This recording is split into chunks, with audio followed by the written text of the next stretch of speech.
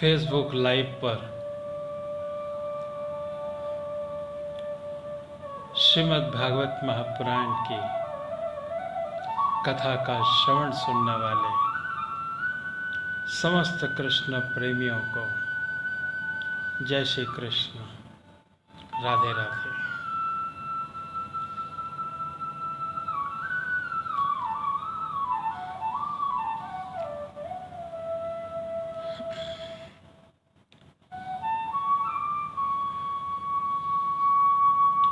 हमारी ये कथा YouTube चैनल पर भी आप इसे देख सकते हैं। YouTube चैनल पर आप हमारे नाम से संजय चौधरी श्री फलित ज्योतिष के नाम से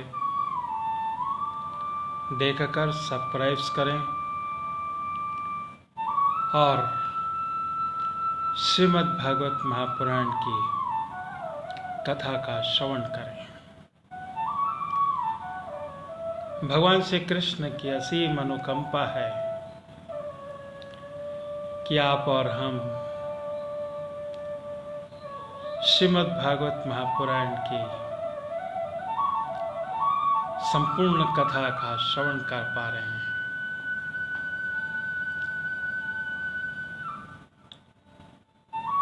श्रीमद् भागवत महापुराण में श्री कृष्ण के नारायण स्वरूप के समस्त रूपों का वर्णन किया हुआ है। कल के अध्याय में हमने भगवान श्री रामचंद्र जी का जन्मोत्सव से लेकर अयोध्यापुरी तक का वर्णन कल हमने इस महाभागवत महापुराण में श्रवण किया। आज की कथा में उसके आगे की कथा में श्रवण होगा। 4 बजने पर श्री मंगलाचारण गुरुचारण करने के बाद पर भगवान श्री राधा कृष्ण की प्रेममयी रस भरी भजन कीर्तन के बाद पर श्रीमद् भागवत महापुराण की कथा का श्रवण होगा।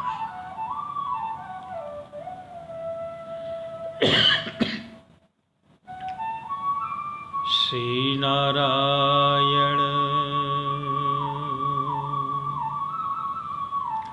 श्री नारायण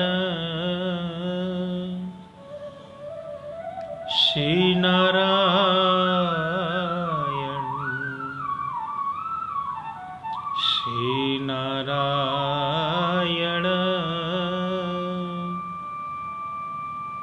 नारायण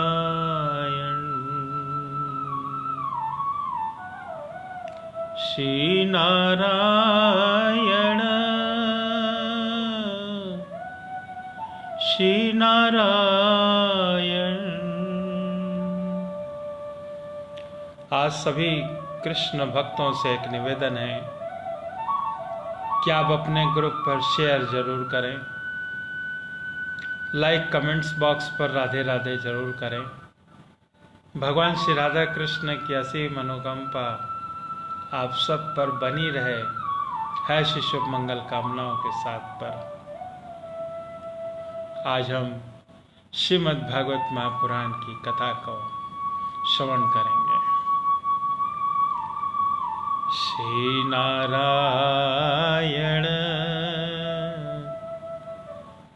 नारायण नारायण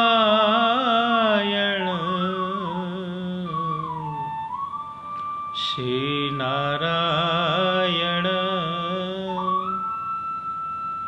श्री नारायण। 4 बज रहे हैं। मंगलाचारण गुरुचारण होगा। आप सभी कृष्ण भक्तों को हमारी ओर से जय श्री कृष्ण, राधे राधे। आप सभी अपने ग्रुप पर शेयर करें, लाइक करें, कमेंट्स करें राधे राधे पर। 4 बज रहे हैं, मंगलाचारण करते हैं। बोलो श्री लंबोदर महाराज की जय। बोलो श्री गणेश भगवान की जय। बोलो श्री राधा कृष्ण भगवान की जय।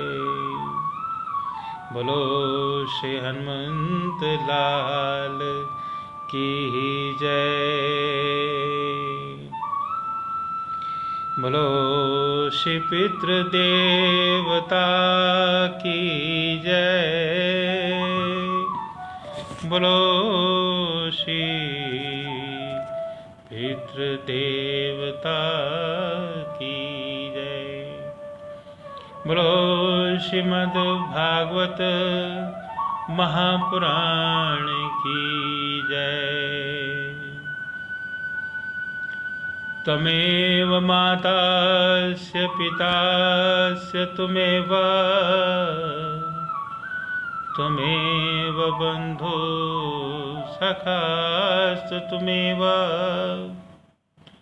त्वमेव विद्या द्रविणं त्वमेव, त्वमेव सर्वं मम देव देवा। गुरु ब्रह्मा गुरु विष्णु गुरुदेवो महेश्वरा, गुरु साक्षात् परब्रह्म तस्मै श्री गुरुवे नमः। मंगलम भगवान विष्णु, मंगलम गरुड़ध्वज, मंगलम पुंडरीकाक्षाय, मंगलाय तनो हरि। वक्रतुंड महाकाय सूर्यकोटि संप्रभ, निर्विघ्नं कुरु मम देव,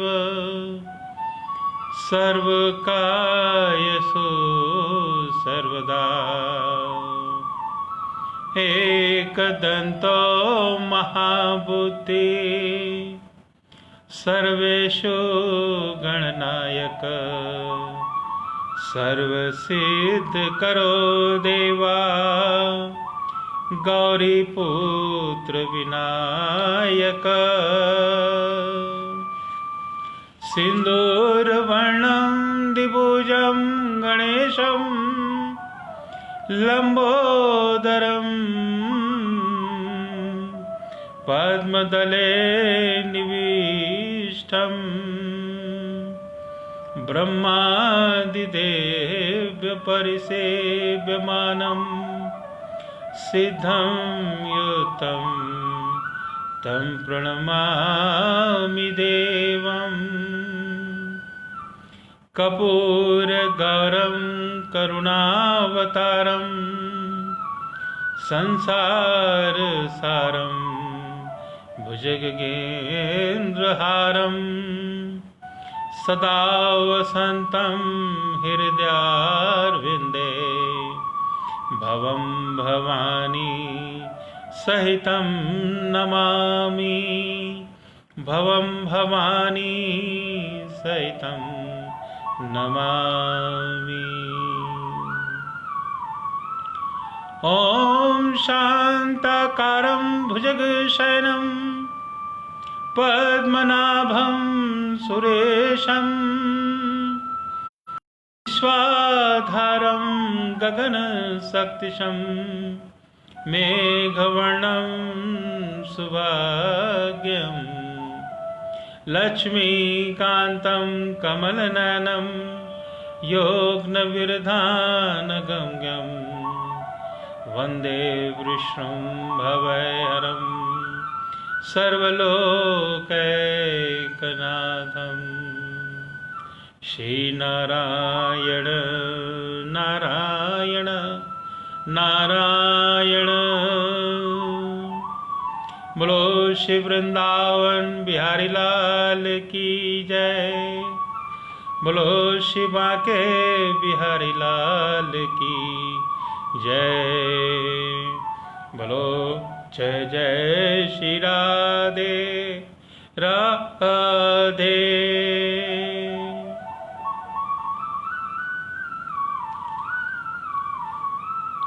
मंगलाचरण के बाद पर श्री राधा कृष्ण की महिमा का गुणगान करते हैं। कल की कथा में हमने भगवान श्री राम का जन्म उत्सव से लेकर उनके अयोध्या नगरी तक का राजपाट का दर्शन किया। आज की कथा में भगवान श्री रामचंद्र जी की कथा की आगे की ओर का श्रवण होगा। इसके पहले श्रीमद् भागवत महापुराण में मुख्य रूप से भगवान श्री कृष्ण जी का विवरण दिया है। तो चलो भगवान श्री कृष्ण जी को याद करते हैं और साथ में याद करते हैं राधा जी को भी, क्योंकि जहाँ राधा जी है वहाँ कृष्ण है और जहाँ कृष्ण है वहाँ राधा है। बुलाना अपनी कथा में महत्वपूर्ण है। तो राधा जी को बुलाने के लिए अपने नेत्रों से, अपने हाथों से उनको बुलाइए, आप भी और मैं भी। राधे श्याम राधे श्याम राधे श्याम। श्याम श्याम भजो बार बार, श्याम श्याम भजो बार बार। सहज ही हो भवसागर पार, सहज ही हो भवसागर पार। श्याम श्याम भजो बार बार। वासुदेव देवकी नंदन प्यारे, वासुदेव देवकी नंदन प्यारे। यशोमती मैया नंद दुलारे, यशोमती मैया नंद दुलारे। वासुदेव देवकी नंदन प्यारे। यशोमती मैया नंद दुलारे, यशोमती मैया नंद दुलारे। मधुसूदन गोपाल मुरारी, मधुसूदन गोपाल मुरारी। ब्रज किशोर गोवर्धन धारी, ब्रज किशोर गोवर्धन धारी। श्याम श्याम भजो बार बार, श्याम श्याम भजो बार बार सहज ही हो जाएगा भवसागर पार। सहज ही हो भवसागर पार। गले में वैजंती माला, गले में वैजंती माला सुहाई। अनूप छवि है भक्त के मन छाई। गले में वैजंती माला सुहाई। अनूप छवि है भक्त के मन भाई। सिर में मोर मुकुट तन पीतांबर। सिर में मोर मुकुट तन पीतांबर। श्याम सुलोचन है अति सुंदर। श्याम सुलोचन है अति सुंदर। श्याम श्याम भजो बार बार। श्याम श्याम भजो बार बार। सहज ही हो भवसागर पार। सहज ही हो भवसागर पार। माखन चोरी चोरी कर खाए। माखन चोरी चोरी कर खाए। मनमोहन चित चोर कहलाए। माखन चोरी चोरी कर खाए। माखन चोरी चोरी कर खाए। मनमोहन चित चोर कहलाए। मनमोहन चित चोर कहलाए। श्याम प्रभु हैं तन के काले। श्याम प्रभु हैं तन के काले। मन के गोरे भोले भाले। मन के गोरे भोले भाले। श्याम श्याम भजो बार बार। श्याम श्याम भजो बार बार। सहज हो भवसागर पार। सहज ही हो भवसागर पार।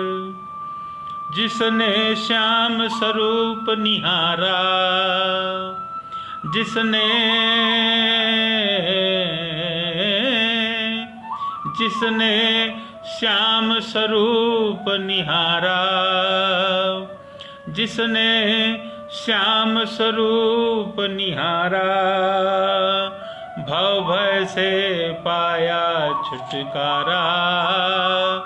भव भय से पाया छुटकारा। गोपियों जन रास रचाया। गोपियों जन रास रचाया। राधा के संग प्रेम रस रचाया। राधा के संग प्रेम रस रचाया। श्याम श्याम भजो बार बार। श्याम श्याम भजो बार बार। सहज ही हो भवसागर पार। सहज ही हो भवसागर पार। प्रेम सहित जो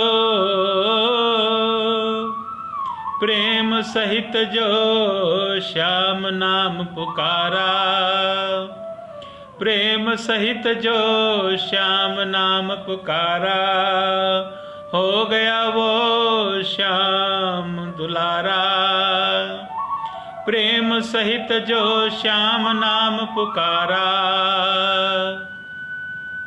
प्रेम सहित जो श्याम नाम पुकारा, हो गया वह श्याम दुलारा। रसना श्याम नाम की रस पीले, रसना श्याम नाम की रस पीले, जीले श्याम नाम की होले होले, जीले श्याम नाम की होले होले।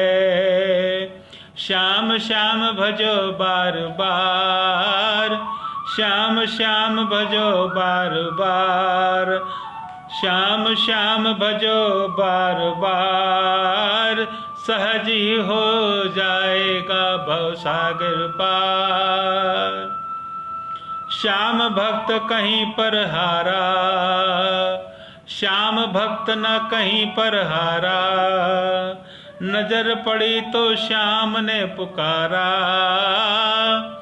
श्याम भक्त न कहीं पर हारा, श्याम पड़ी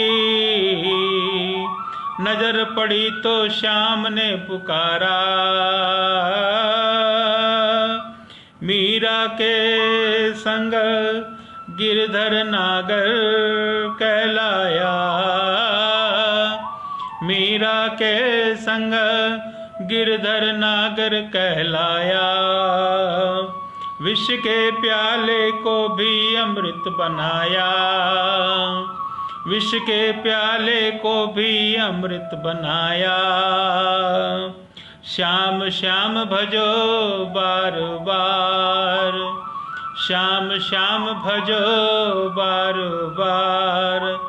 सहज ही हो भव सागर पार, सहज ही हो भव सागर पार। राधे श्याम राधे श्याम राधे श्याम, राधे श्याम राधे श्याम राधे श्याम, राधे श्याम राधे श्याम राधे श्याम। बोलो श्री राधा कृष्ण भगवान की जय। बोलो श्री वृंदावन बिहारी लाल की जय। बोलो श्री बांके बिहारी लाल की जय। बोलो जय जय श्री राधे राधे।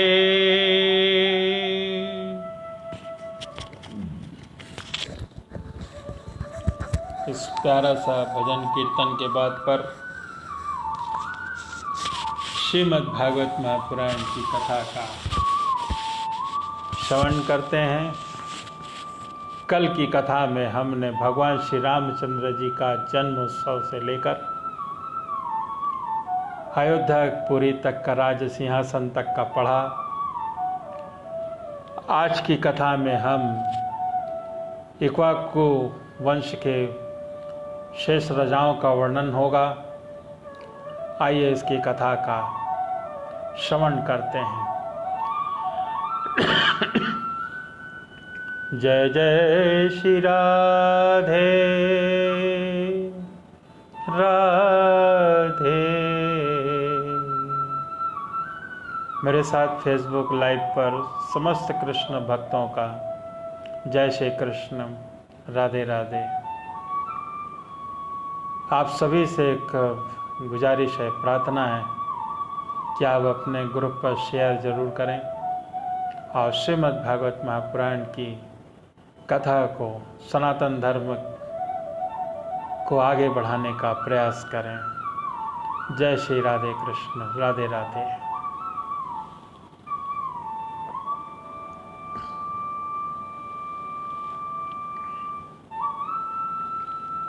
बोलो श्री राधा कृष्ण भगवान की जय।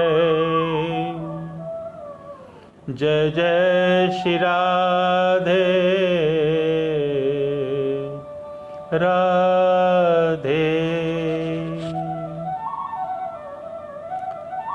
श्री सुखदेव जी कहते हैं कि परीक्षित, कुश का पुत्र अतिथि और उसका निषद का नभ और नभ का पुंडरिक का क्षेम धनवा का दवानीक और दवानीक का अही का पुत्र अपरियात्र का बल स्थल और बल स्थल का पुत्र हुआ ब्रज नाम।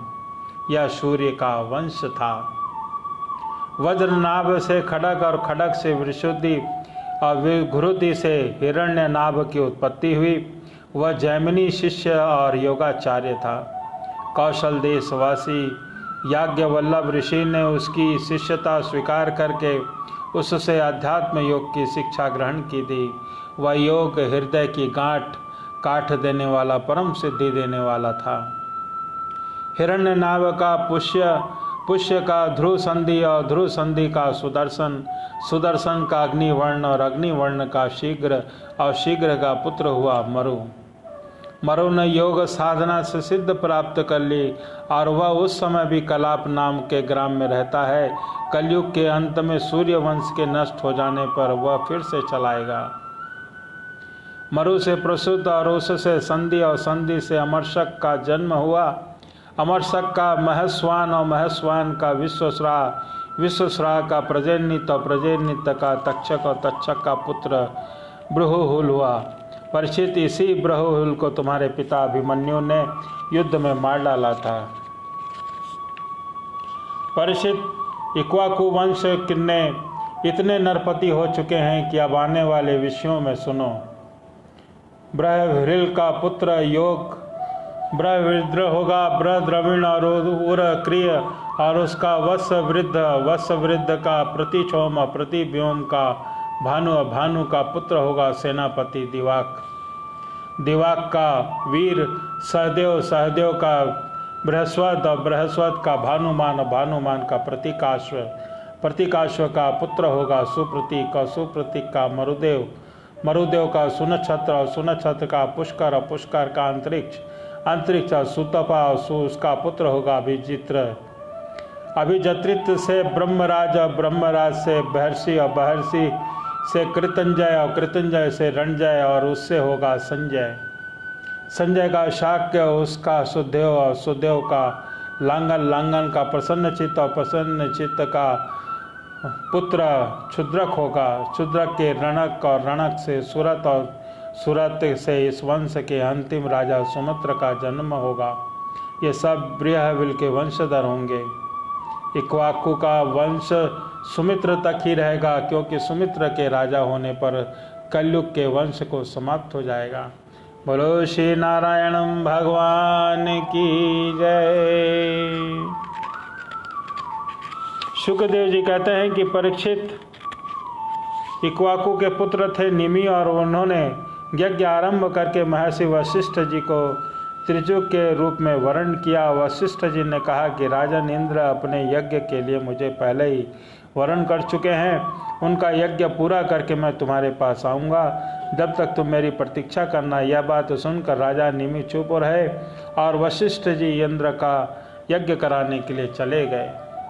विचारवान निमि ने यह सोचकर कि जीवन तो क्षणभंगुर है, विलंब करना उचित न समझा और यज्ञ प्रारंभ कर दिया।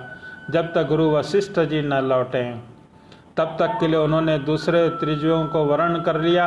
गुरु वशिष्ठ जी इनका यज्ञ संपन्न करके लौटे तो उन्होंने देखा कि उनके शिष्य निमि ने तो उनकी बात न मानकर यज्ञ प्रारंभ कर दिया है।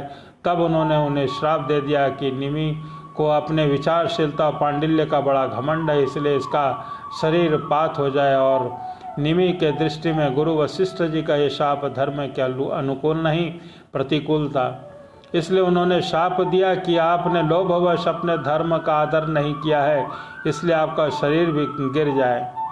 यह कहकर आत्मविद्या के निपुण निमि ने अपने शरीर त्याग कर दिया। परीक्षित, इधर हमारे वृद्ध पितामह वशिष्ठ जी ने अपना शरीर त्याग कर मित्रा वरुण के द्वारा उर्वशी के गर्भ से जन्म ग्रहण किया। राजा निमि के यज्ञ में आए हुए श्रेष्ठ मुनियों ने राजा के शरीर को सुगंधित वस्त्रों में रख दिया।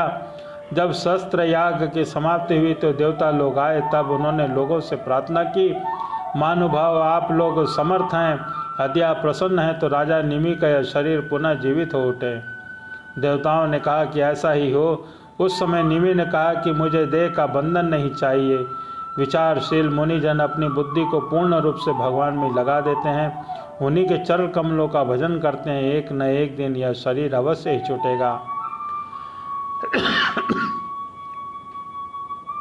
इस भय से भीत होने के कारण वे शरीर का कभी संयोग नहीं चाहते, वे मुक्त होना चाहते हैं। अतः मैं दुख, शोक, भय के मूल कारण इस शरीर को धारण करना नहीं चाहता। जैसे जल में मछली के लिए सर्वत्र मृत्यु के अवसर हैं, वैसे ही शरीर के लिए सब कहीं न कहीं मृत्यु ही होते हैं।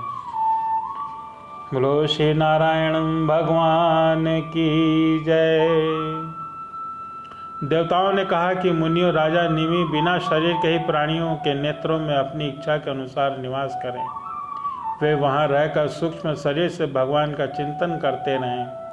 पलक उठाने और गिरने से उनका अस्तित्व का पता चलता है गिरे रहेगा। इसके बाद महर्षियों ने यह सोचकर कि राजा के न रहने पर लोगों में अराजकता फैल जाएगी और निमि के शरीर का मंथन किया।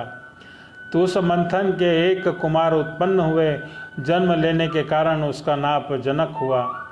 विदेश उत्पन्न होने के कारण वैदेय और मंथन के उत्पन्न होने के कारण उसी बालक का नाम मिथिल हुआ। उसी से मिथिलापुरी बसाई गई। परीक्षित जनक का उदावसून, उनका निंदिवर्धन और निंदिवर्धन का सुकेतु और उनका देवरात का बृहद्रथ और बृहद्रथ का महावीर और महावीर का सुगीति और सुगीति का दुष्ट केतु और दुष्ट केतु का हर्षवर्धन और उसका मरु नामक पुत्र हुआ। मरु से प्रतिपक और प्रतिपक से कृतिरथ और कृतिरथ से देवमीड़ और देवमीड़ से विश्रुति और विश्रुति से महाघृता का जन्म हुआ। महाघृति का कृतिरात और कृतिरात का महारोमा और स्वर्ण रोमा का पुत्र हुआ हर्षरोमा। इसी हर्षरोमा के पुत्र महाराज शीरध्वज थे। वे जब यज्ञ के लिए धरती जोत रहे थे तब उनके सिर के अग्रभाग से सीता जी उत्पन्न हुई और इसी से उसका नाम शीरध्वज पड़ा। शीरध्वज के कुशध्वज और कुशध्वज के धर्मध्वज और धर्मध्वज के दो पुत्र हुए, कृतध्वज और मितध्वज। कृतध्वज के केशीध्वज और मितध्वज के खांडिज्ञ हुए। परिचित केशीध्वज आत्मविद्या में बड़ा प्रवीण था। खांडिज्ञ था कर्म कांड का मर्मज्ञ। यह केशीध्वज से भयभीत होकर भाग गया। केशीध्वज का पुत्र भानुमान और भानुमान का शद्युम्न था। शद्युम्न से सूची और सूची से संध्वज और संध्वज से ऊर्ध्वकेतु, ऊर्ध्वकेतु से अज और अज से पुरुजित और पुरुजित से अरिष्टनेमि, अरिष्टनेमि से शतायु, शतायु से सुपार्क से चित्ररथ और चित्ररथ से मिथिलापति क्षेमदी का जन्म हुआ। क्षेमदी के समदर्श और समदर्श से सत्यरथ और सत्यरथ से उपगुरु से उपगुप्त नामक पुत्र हुआ और अग्नि का अंश था। उपगुप्त का वसवंदन का युसुत और युधुत का सभाषण और सभाषण का श्रुत और श्रुत का जय और जय का विजय और विजय का श्रुत नामक पुत्र हुआ। घृत का शुनक और शुनक का वीतहव्य का घृति और घृति का बहुलाश्व का कृति और कृति का पुत्र हुआ महावशी। परिस्थित ये सब मिथिल के वंश के उत्पन्न सभी नरपति मैथिल कहलाते हैं। ये सब के सब आत्मज्ञान से संपन्न और गृहस्थम में रहते हुए भी सुख दुख आदि के द्वंद्वों से मुक्त थे। क्यों न हो याज्ञवल्लभ आदि बड़े बड़े योगेश्वरों की इन पर महान कृपा जो थी। बोलो श्री नारायण भगवान की जय। श्री सुखदेव जी कहते हैं कि परीक्षित, मैं भी अब तुम्हें चंद्रमा के पावन वंश का वर्णन सुनाता हूँ।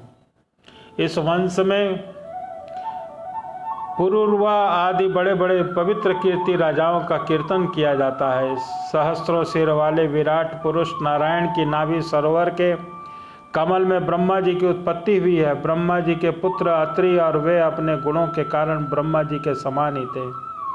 उन्हीं अत्रि के नेत्रों से अमृतमय चंद्रमा का जन्म हुआ। ब्रह्मा जी ने चंद्रमा को ब्राह्मण औषधि और औषधि का अधिपति बना दिया। उन्होंने तीनों लोकों पर विजय प्राप्त की और राजसूग यज्ञ किया और उससे उनका घमंड बढ़ गया और उनके बलपूर्वक बृहस्पति की पत्नी तारा को हर लिया। देवगुरु बृहस्पति ने अपने पत्नी को लौटा देने के लिए उनसे बार बार याचना करी, परंतु वे इतने मतवाले हो गए कि उन्होंने किसी प्रकार उनकी पत्नी को नहीं लौटाया। ऐसी परिस्थिति में उसके लिए देवता और दानव में घोर संग्राम छिड़ गया। शुक्राचार्य ने बृहस्पति के द्वेष में असुरों का पक्ष ले लिया और महादेव जी से स्नेहवश समस्त भूत गणों के साथ अपने विद्या गुरु अंगिराज के पुत्र बृहस्पति का पक्ष लिया। देवराज इंद्र ने भी समस्त देवताओं के साथ अपने गुरु बृहस्पति जी का ही पक्ष लिया। इस प्रकार तारा ने निमित्त से देवता असुरों का संहार करने वाला घोर संग्राम हुआ। तदंतर अंगिरका ऋषि ने ब्रह्मा जी के पास जाकर यह युद्ध बंद करने की प्रार्थना की। इस पर ब्रह्मा जी ने चंद्रमा को बहुत डांटा और फटकारा और तारा को उसके पति बृहस्पति के हवाले कर दिया। जब बृहस्पति जी को यह मालूम हुआ कि तारा तो गर्भवती हुई है, अब उन्होंने कहा कि दुष्टे मेरे छेब का यह तो किसी दूसरे का गर्भ है, तू इसे अभी त्याग दे और तुरंत त्याग दे। डर मत, मैं तुझे जलाऊंगा नहीं, क्योंकि एक तो तू स्त्री और तुझे दूसरी की संतान की कामना है। देवी होने के कारण तू निर्दोष भी है। अपने पति की बात सुनकर तारा अत्यंत लज्जित हुई। उसने सोने के समान चमकता हुआ एक बालक अपने गर्भ से अलग कर दिया। उस बालक को देखकर बृहस्पति और चंद्रमा दोनों ही मोहित हो गए और चाहने लगे कि यह हमें मिल जाए। अब वे एक दूसरे से इस प्रकार जोर शोर से झगड़ा करने लगे, अब यह तुम्हारा नहीं मेरा है। ऋषि और देवताओं ने तारा से पूछा कि यह किसका लड़का है, परंतु तारा ने लज्जावश कोई उत्तर नहीं दिया। बालक की अपनी माता की झूठी लज्जा से क्रोधित होकर कहा कि दुष्टे, तू बतलाती क्यों नहीं? तू अपना कुकुर्म मुझे किस किस से बतला दे। उसी समय ब्रह्मा जी ने तारा को एकांत में बुलाकर बहुत कुछ समझा बुझा कर कहा। तब तारा ने धीरे से कहा, चंद्रमा का। इसलिए चंद्रमा ने उस बालक को ले लिया और परीक्षित ब्रह्मा जी ने बालक का नाम रखा बुद्ध, क्योंकि उसकी बुद्धि बड़ी ही गंभीर थी। ऐसा पुत्र प्राप्त करके चंद्रमा को बहुत आनंद हुआ। बोलो श्री नारायण भगवान की जय। परीक्षित बुद्ध के द्वारा इलाके गर्भ से पूर्वा का जन्म हुआ, इसका वर्णन मैं पहले कर चुका हूँ। एक दिन इंद्र की सभा में देवर्षि नारद जी पूर्वा के रूप, गुण, सुंदरता, शील, स्वभाव, धन संपत्ति और पराक्रम का गान कर रहे थे। उन्हें सुनकर उर्वशी हृदय में काम भाव उदय हो गया और उससे पीड़ित होकर वह देवांगना पूर्वा के पास चली आई। यद्यपि उर्वशी को मित्र वरुण के शाप से ही मृत्युलोक में आना पड़ा, फिर भी पुरुष शिरोमणि पूर्वा मूर्तिवान कामदेव के समान सुंदर है। वह सुनकर बहुत सुंदरी उर्वशी ने धैर्य धारण किया और वह उनके पास चली आई। देवांगना उर्वशी को देखकर राजा पूर्वा ने नेत्र हर्ष खिल उठे और उनके शरीर में रोमांच आया। उन्होंने बड़ी मीठी वाणी से कहा। राजा पूर्वा ने कहा, सुंदरी तुम्हारा स्वागत है, बैठो, मैं तुम्हारी सेवा क्या करूं? अब तुम मेरे साथ विहार करो, हम दोनों का यह विहार अत्यंत काल तक चलता रहे। उर्वशी ने कहा, राजन, आप सौंदर्य की मूर्तिमान स्वरूप हैं। भला ऐसा कौन कामनी है जिसकी दृष्टि आपके आसक्त न हो जाए, क्योंकि आपके समीप आकर मेरा मन रमण की इच्छा से ही अपना धैर्य खो बैठा है। राजन, जो पुरुष रूप गुण आदि के कारण प्रशंसनीय होता है वह स्त्रियों का अभिष्ट होता है, और अतः मैं आपके साथ अवश्य विहार करूंगी। परंतु प्रेमी महाराज, मेरी एक शर्त है कि मैं आपको धरोहर के रूप में भेड़ के 2 बच्चे सौंपती हूँ, आप इसकी रक्षा करना। वीर शिरोमणि, मैं केवल घी खाऊंगी और मैथुन के अतिरिक्त किसी भी समय आपको वस्त्रहीन न देख सकूंगी। परम स्वमनस्वी पूर्वा ने ठीक है ऐसा कहकर उसकी शर्त स्वीकार कर ली। और फिर वह ऋषि ने कहा कि तुम्हारा यह सौंदर्य अद्भुत है, तुम्हारा भाव अलौकिक है और यह सारी मनुष्य सृष्टि को मोहित करने वाला है। और देवी कृपा करके तुम स्वयं यहाँ आई हो, फिर ऐसा कौन मनुष्य जो तुम्हारा सेवन न करेगा। परिचित तब उर्वशी काम श्रोक्त पद्धति से पुरुष श्रेष्ठ पूर्वा के साथ विहार करने लगी। वे भी देवताओं की विहार स्थली चैत्र रथ और नंदनवन आदि उपवनों के साथ स्वच्छंद विहार करने लगे। देवी उर्वशी के शरीर से कोमल शरीर के कमल केसर की सुगंध निकला करती थी और उसके साथ राजा पूर्वा ने बहुत वर्षों तक आनंद विहार किया। वे उनके मुख भी के अपनी सुध बुध खो बैठते थे। इधर जब उर्वशी ने उर्वशी को नहीं देखा तब उनके गंधर्वों को उसके लाने के लिए भेजा और कहा कि उर्वशी के बिना मुझे यह स्वर्ग फीका जान पड़ता है। वे गंधर्व आधी रात के घोर अंधकार में वहां गए और वो उर्वशी के दोनों भेड़ों को जिनके राजा के पास धरोहर रखा था चुरा कर चलते बने। उर्वशी ने जब गंधर्वों के द्वारा ले जाए जाते हुए अपने पुत्र प्यारे भेड़ों को बेबे सुनी तब वह कह उठी कि अरे इस कायर को अपना स्वामी बनाकर मैं तो मारी गई। यह नपुंसक अपने को बड़ा वीर मानता है। यह मेरे भेड़ों को न बचा सका, इसी पर विश्वास करने के कारण मेरे छोटे बच्चों को लूट कर लिए जा रहे, मैं तो मर गई। देखो तो यह सही नहीं है, दिन में तो मर्द बनता है, रात में स्त्रियों की तरह डर कर सोया रहता है। परिस्थिति जैसे जैसे कोई हाथी को अंकुश में भेद डाले वैसे ही उर्वशी ने अपने वचन बाणों को राजा को भींद दिया। राजा पुरवार को बड़ा क्रोध आया और हाथ में तलवार लेकर वस्त्रहीन अवस्था में उस ओर दौड़ पड़े। गंधर्वों ने उनके झपटते हुए भेड़ों को वहीं छोड़ दिया और स्वयं बिजली की तरह चमकने लगे। जब राजा पुरवा भेड़ों को लेकर लौटे तब उर्वशी ने उस प्रकाश में उन्हें वस्त्रहीन अवस्था में देख लिया। बस उसी समय उन्हें छोड़कर चले गए। बोलो श्री नारायण भगवान की जय।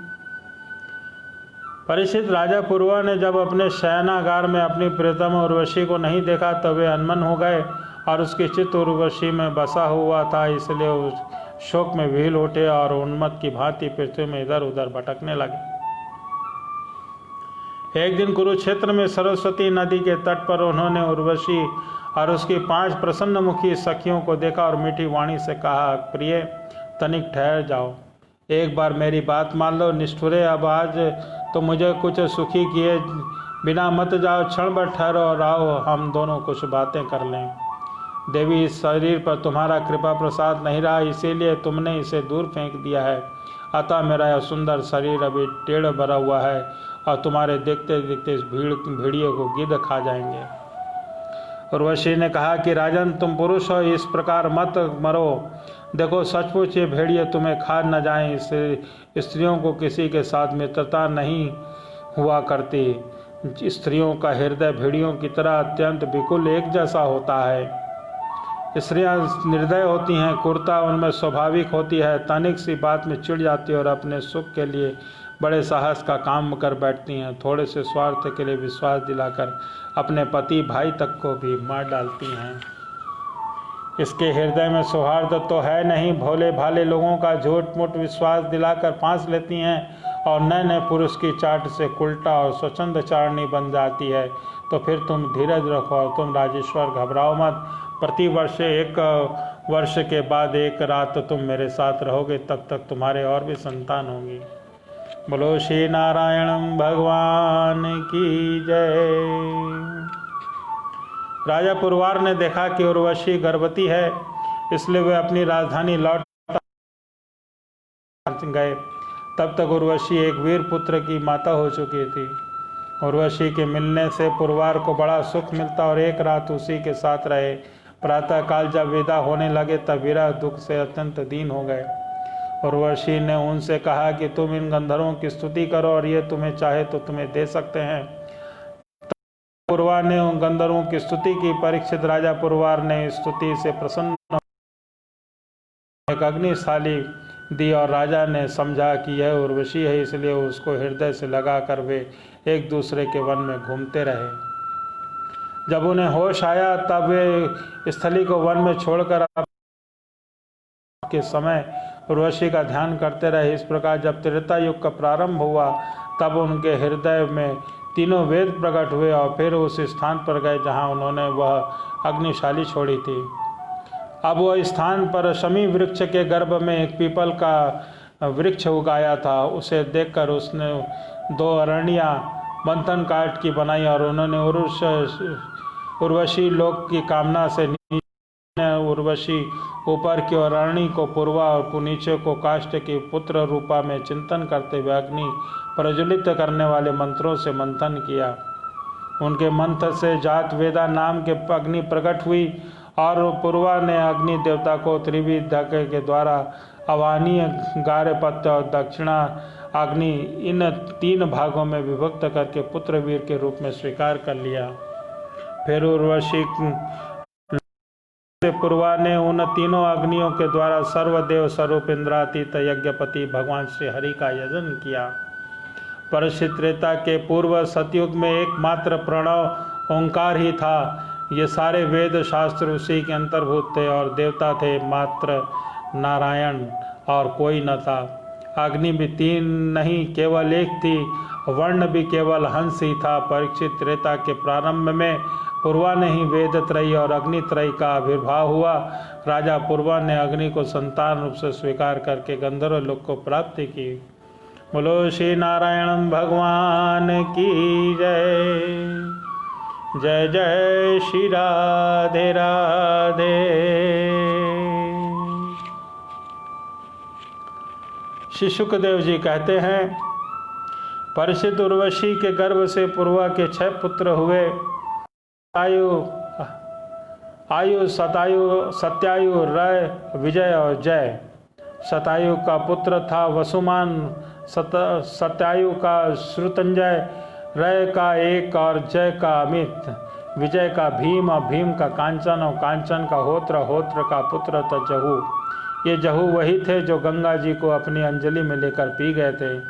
जहू का पुत्र था पुरु, पुरु का बालक और बलक का अजक, अजक का कुश था। कुश के 4 पुत्र थे, कुंभाशु, तनय और वसु और कुशनाभ।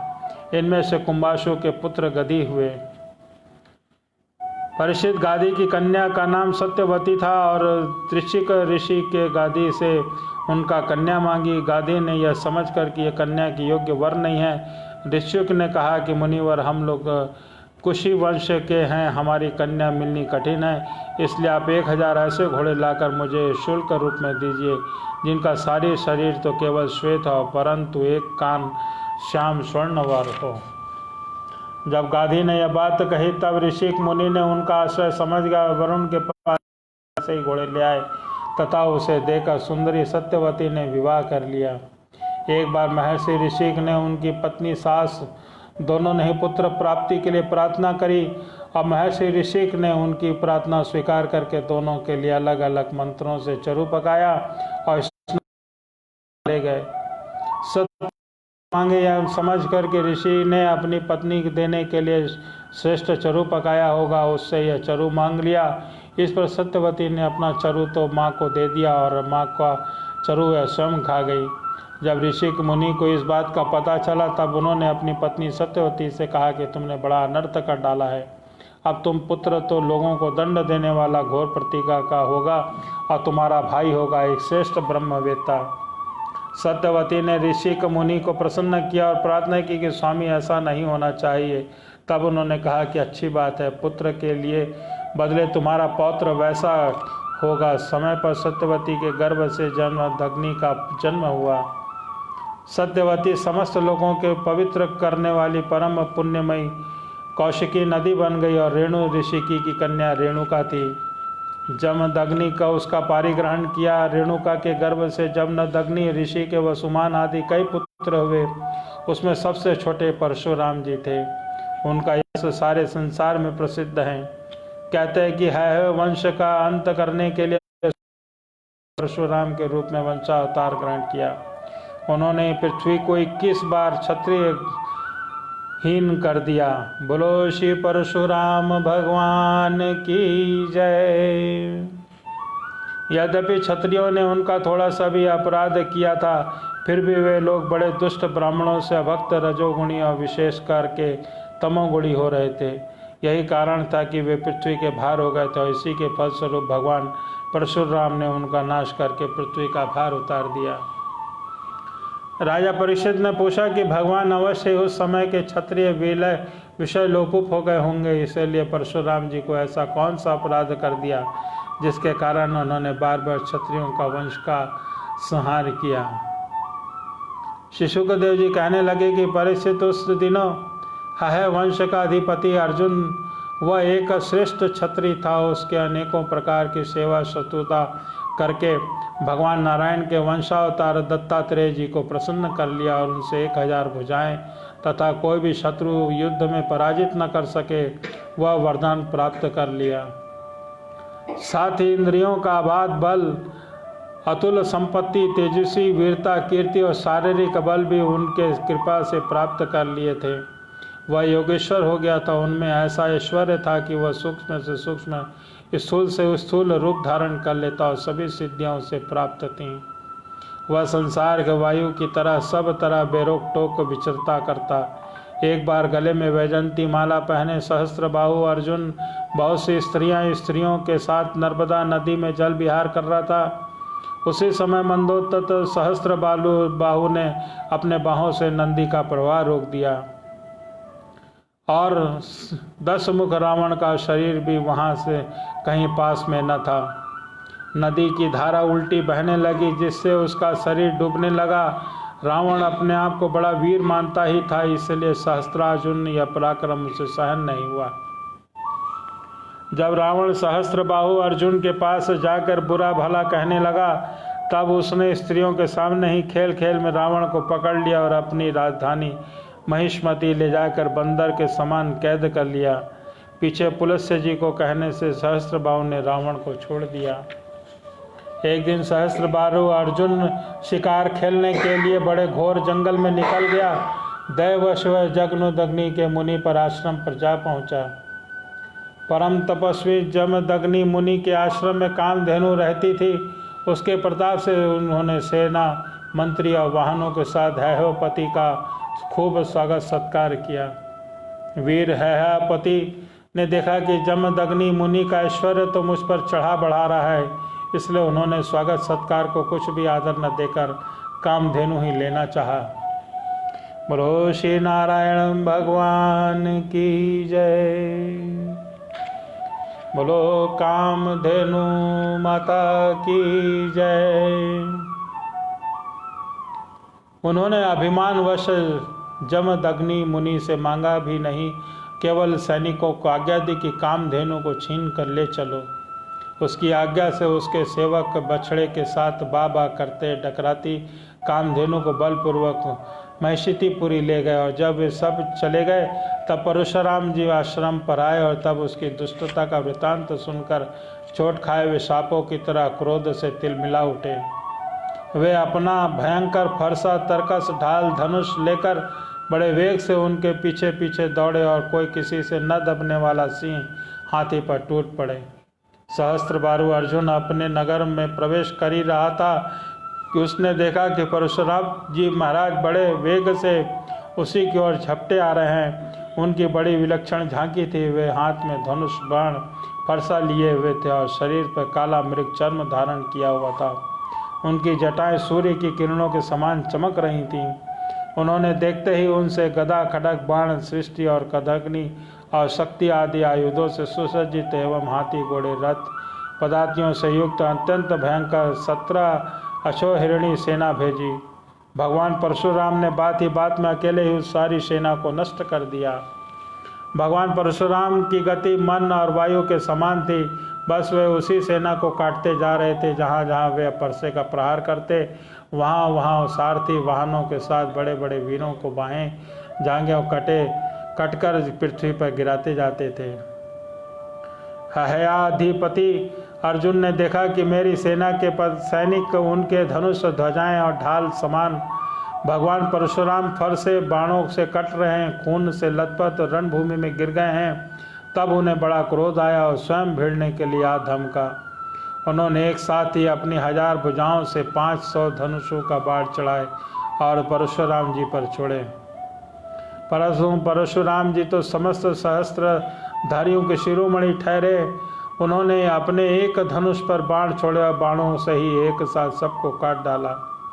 अब हयाधिपति अपने हाथों से पहाड़ और पेड़ उखाड़ कर बड़े वेग से युद्ध भूमि में परशुराम की ओर झपटा, परंतु परशुराम जी ने अपने तीखी धार वाले फरसे से बड़ी फुर्ती के साथ उसके सांपों के समान भुजाओं को काट डाला। जब उसकी बाहें कट गई तब पहाड़ की चोटी की तरह उसका सिर धड़ से अलग कर दिया। पिता के मर जाने से 10,000 लड़के डरकर भाग गए। परीक्षित विपक्षी वीरों के नाशक परशुराम जी ने बछड़े के समान कामधेनु लौट ली। जब वह बहुत ही दुखी हो रही थी तब उन्होंने अपने आश्रम पर लाकर पिताजी को सौंप दिया और महिष्मती में सहस्त्रबाहु ने उन्हें तो कुछ किया ही था कि सब अपने पिताजी भाइयों को कह सुनाया। सब का जो सुनकर जमदग्नि मुनि ने कहा कि हाय हाय परशुराम, तुमने बहुत बड़ा पाप किया है। राम राम, तुम बड़े वीर हो, परंतु सर्वदेवमय नरदेव तुमने व्यर्थ ही वध किया है। बेटा, हम लोग ब्राह्मण हैं, क्षमा के प्रभाव से हम संसार के पूजनीय हुए हैं, और तो क्या सबके दादा ब्रह्मा जी क्षमा के बल से ही ब्रह्म पद को प्राप्त हो गए हैं। ब्राह्मणों की शोभा क्षमा के द्वारा ही सूर्य की प्रभा के समान चमकती उठती है। सर्वशक्तिमान भगवान श्री क्षमा पावनों को ही प्रसन्न कर देता है। बेटा, सर्वभौम राजा का वर्ण ब्राह्मण की हत्या से बढ़कर है। आओ भगवान का स्मरण करते हुए तीर्थों का सेवन करके अपने पापों को धो डालते हैं। बोलो श्री नारायण भगवान की जय। बोलो श्री भगवान परशुराम की जय। श्री सुखदेव जी कहते हैं कि परीक्षित अपने पिता की यह शिक्षा भगवान परशुराम ने जो आज्ञा कहकर स्वीकार करी। इसके बाद वे वर्ष तक तीर्थ यात्रा करके अपने आश्रम पर लौट आए। एक दिन बात है कि परशुराम की माता रेणुका गंगा तट पर गई हुई थी। उन्होंने वहां देखा कि गंधर्वराज चित्ररथ कमलों की माला पहने अप्सराओं के साथ विहार कर रहे हैं। वे जल लाने के लिए नदी तट पर गई थी, परंतु कीड़ा जल कीड़ा करते समय गंधर्व को देखने लगी। अपति देव के हवन का समय हो गया, इस बात को भूल गई। उसका मन कुछ चित्ररथ की ओर खिंच गया था। हवन का समय बीत गया, यह जानकर महर्षि जमदग्नि के शाप से भयभीत हो गई और तुरंत वहां आश्रम में चले आई, जहां जल का कलश महर्षि के सामने रखकर हाथ जोड़कर खड़ी हो गई। जमदग्नि मुनि ने अपने पत्नी का मानसिक व्याभिचार जान लिया और क्रोध करके कहा कि मेरे पुत्रों, इस पापनी को मार डालो, परंतु उसके किसी भी पुत्र ने उनकी यह बात स्वीकार नहीं करी। इसके बाद पिता की आज्ञा से परशुराम ने माता के साथ यह सब भाइयों को मार डाला।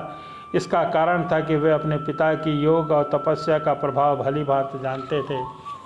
परशुराम के इस काम के सत्यवती नंदन महर्षि जमदग्नि बहुत प्रसन्न हुए और उन्होंने कहा कि बेटा, तुम्हारी जो इच्छा हो वो मांग लो। परशुराम ने कहा कि पिताजी, मेरी माता सब भाई जीवित हो जाएं और उसके इस बात की याद न रहे कि मैंने उन्हें मारा था। परशुराम के इस प्रकार कहते ही जैसे कोई सोकर उठे, सब के सब अनायास ही सकुशल उठ बैठे और परशुराम ने अपने पिता के तपोबल से जानकर ही ये सूर्यों का वध किया था।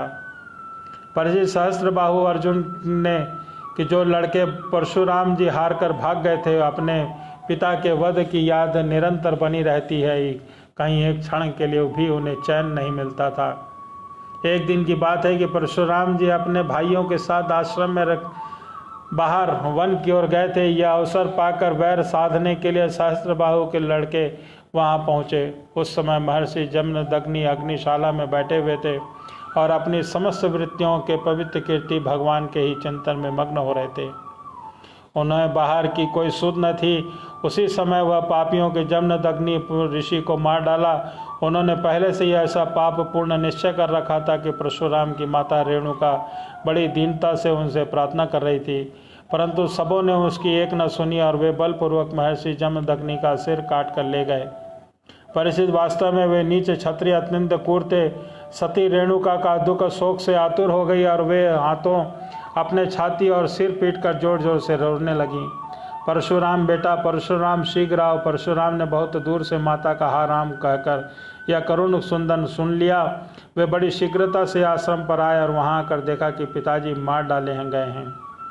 परिचित उस समय परशुराम को बहुत बड़ा दुख हुआ। साथ ही क्रोध, सहिष्णुता, मानसिक पीड़ा और शोक के वेग से अत्यंत मोहित हो गए। हाय पिताजी, आप तो बड़े महात्मा, पिताजी आप धर्म के सच्चे पुजारी थे, आप हम लोगों को छोड़कर स्वर्ग चले गए हैं। इस प्रकार विलाप करके पिता का शरीर तो भाइयों को सौंप दिया और स्वयं हाथ में फरसा उठाकर क्षत्रियों को संहार डालने के लिए निश्चय कर लिया। बोलो श्री नारायण भगवान की जय।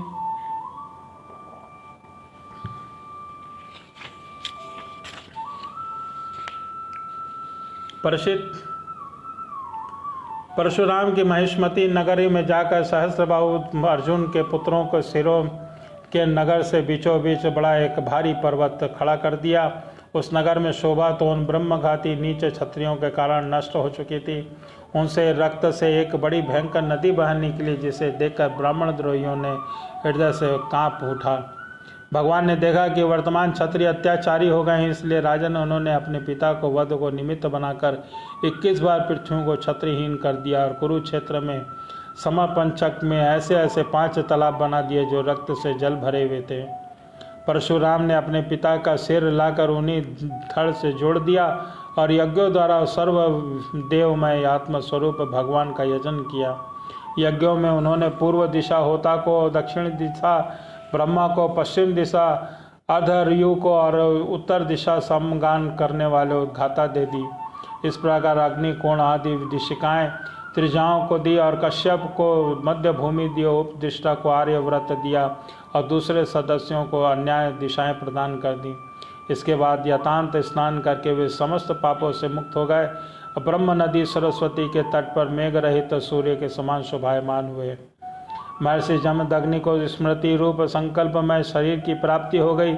परशुराम जी से सम्मानित होकर वे सप्त ऋषि के मंडल में 7वें ऋषि हो गए।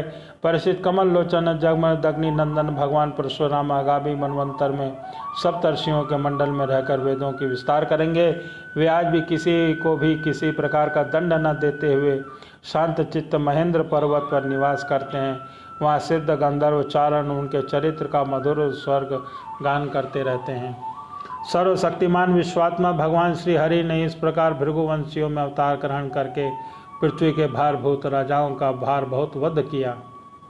महाराज गादी के पुत्र प्रज्वलित अग्नि के समान परम तेजस्वी विश्वामित्र जी, उन्होंने अपने तपोबल से क्षत्रिय वध का त्याग करके ब्रह्म तेज प्राप्त कर लिया। परिचित विश्वामित्र के 100 पुत्र हुए, उनमें बिचले पुत्र का नाम था मधु कच्छा, इसलिए सभी पुत्र मधु छंदा के नाम से विख्यात हुए। विश्वामित्र के भृगुवंशी अजित गर्द के पुत्र भानजे पुनः शेप को, जिसका नाम देवरात भी था, पुत्र रूप में स्वीकार कर लिया और अपने पुत्रों से कहा कि तुम लोग इसे बड़ा भाई मानो। यह वही प्रसिद्ध भृगुवंशी पुनः शेष था जो हिरण्यकश्यप के यज्ञ में यज्ञ पशु के रूप में मोल लेकर लाया हुआ था। विश्वामित्र के प्रजापति वरुण अपनी देवताओं की स्तुति करके उसे पशु बंधन में छुड़ा लिया था। देवताओं के यज्ञ में यही पुनः शेप देवताओं के द्वारा विश्वामित्र को दिया गया था। देवरात इस विद्युपति के अनुसार गधी वंश में यह तपस्वी देवरात के नाम से विख्यात हुआ। विश्वामित्र के पुत्रों में जो बड़े थे उन्हें शेष बड़ा भाई मानने की इच्छा न थी। इस पर विश्वामित्र ने क्रोधित होकर श्राप दे दिया, दुष्टो अब सब मलेच्छ हो जाओ। इस प्रकार सब 49 भाई मलेच्छ हो गए और सब विश्वामित्र के बिचले पुत्र मधुछंदा ने अपने छोटे 50 भाइयों को साथ कहा, पिताजी हम लोगों को आज्ञा करते हैं कि उसका पालन करने के लिए तैयार हैं। यह कहकर मधुछंदा ने मंत्र तिष्ठा पुनः शेप को बड़ा भाई स्वीकार कर लिया और कहा कि यह सब तुम्हारे अनुयायी हैं, छोटे भाई हैं। विश्वामित्र ने अपने भाई इन आज्ञाकारी पुत्रों से कहा कि तुम मेरी बात मानकर मेरे सम्मान की रक्षा की है, इसलिए तुम लोगों को मेरे जैसे सुपुत्र प्राप्त करके मैं धन्य हुआ। मैं तुम्हें आशीर्वाद देता हूँ कि तुम्हें भी सुपुत्र प्राप्त होंगे। मेरे प्यारे पुत्रों, देवरात पुनः शेष भी तुम्हारे ही गोत्र का है, तुम लोग इनकी आज्ञा में रहना। परिचित विश्वामित्र के अटक हारित जय कृतमान पुत्र थे। इस प्रकार विश्वामित्र के संतानों में कौशिक गोत्र में कई भेद हो गए और देवरात को भी बड़ा भाई मानने के लिए उनका प्रवर ही दूसरा हो गया। बोलो श्री नारायण भगवान की जय। एक प्यारा सा भजन कीर्तन भगवान श्री कृष्ण का। श्री राम। भगवान परशुराम और श्री रामचंद्र जी का जन्म हुआ। आइए भगवान श्री कृष्ण राधा बनवारी जी को याद करते हैं। राधे गोविंद बनवारी, राधे गोविंद बनवारी, राधे गोविंद बनवारी, भज मन कृष्ण मुरारी। राधे गोविंद बनवारी, राधे गोविंद बनवारी, भज मन कृष्ण मुरारी, भज मन कृष्ण मुरारी, भज मन कृष्ण मुरारी, कृष्ण मुरारी, कृष्ण मुरारी, कृष्ण मुरारी, कृष्ण मुरारी, राधे गोविंद बनवारी, राधे गोविंद बनवारी, भज मन कृष्ण मुरारी, भज मन कृष्ण मुरारी, कृष्ण मुरारी रस बिहारी, कृष्ण मुरारी रस बिहारी, भज मन कृष्ण मुरारी, कृष्ण मुरारी रस बिहारी, भज मन कृष्ण मुरारी, कृष्ण मुरारी, कृष्ण मुरारी, राधा मनोहर, राधा मनोहर, कृष्ण मुरारी, राधा मनोहर, कृष्ण मुरारी, भज मन कृष्ण मुरारी, भज मन कृष्ण मुरारी, राधे गोविंद बनवारी, राधे गोविंद बनवारी, मधुर मुरलीधर मुरारी, मधुर मुरलीधर मुरारी, भज मन कृष्ण मुरारी, मधुर मुरलीधर मुरारी, भज मन कृष्ण मुरारी, राधे गोविंद बनवारी, राधे गोविंद बनवारी, राधे गोविंद बनवारी, भज मन कृष्ण मुरारी, भज मन कृष्ण मुरारी, गोविंद गोपाल प्रभु गिरधारी, गोविंद गोपाल प्रभु गिरधारी, राधे गोविंद बनवारी, गोविंद गोपाल प्रभु गिरधारी, राधे गोविंद बनवारी, भज मन कृष्ण मुरारी, भज मन कृष्ण मुरारी, कृष्ण मुरारी, कृष्ण मुरारी, गोविंद गोपाल हृदय बिहारी, गोविंद गोपाल हृदय बिहारी, राधे गोविंद बनवारी, भज मन कृष्ण मुरारी, भज मन कृष्ण मुरारी, कृष्ण मुरारी, कृष्ण मुरारी, केशव माधव बांके बिहारी, केशव माधव बांके बिहारी, राधे गोविंद बनवारी, राधे गोविंद बनवारी, भज मन कृष्ण मुरारी, कृष्ण मुरारी, कृष्ण मुरारी, है मधुसूदन बिहारी, है मधुसूदन बिहारी।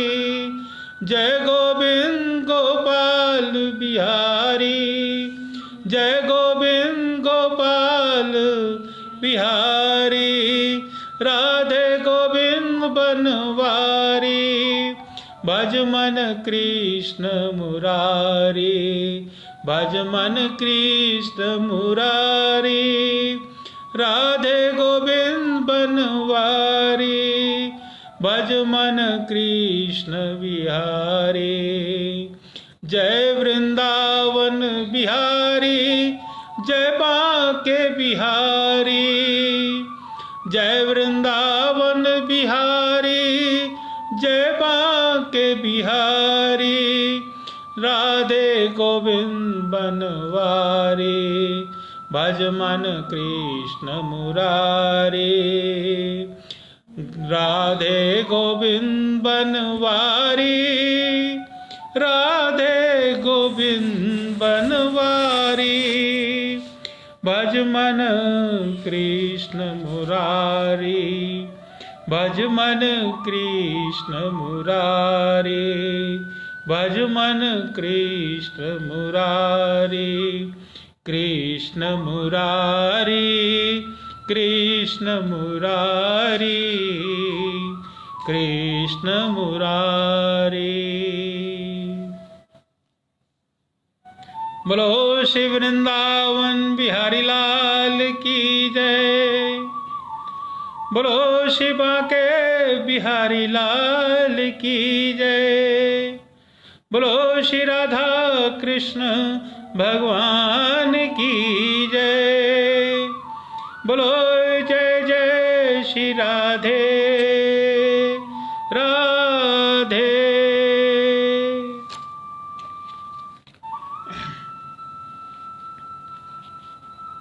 मेरे साथ फेसबुक लाइव पर समस्त कृष्ण प्रेमियों का हार्दिक अभिनंदन। आज की कथा को हम यहीं पे विराम करते हैं।